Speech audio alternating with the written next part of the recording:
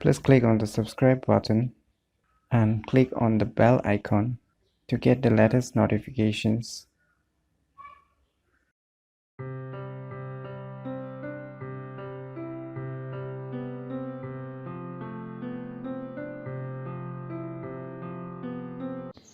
Hello everyone, it's me JB from UniqueTutorials. Today in this video I will show you how you can restart your iPhone without pressing the power button.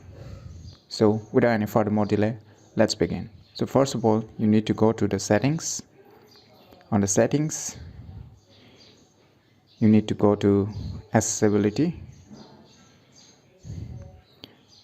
Then you need to scroll down below and you need to click this touch. And you can see here above it's written assistive touch. Just tap on it, turn it on. As you can see, a floating button used to appear. So we'll move back to the home screen. Just tap on this floating button and tap on device, tap on more, and here you can see a restart option. Just tap on it and here you get a restart.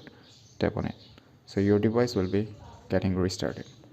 So in this way you can very easily restart your any iPhone devices without pressing the power or the lock button. So in my opinion, it's very useful if you're facing problem with those lock or the power button.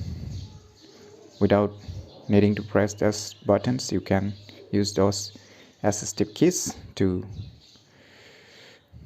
restart your iPhone devices. So if you find this video information useful, click on the thumbs like button, and if you're new to our channel, click on the subscribe button.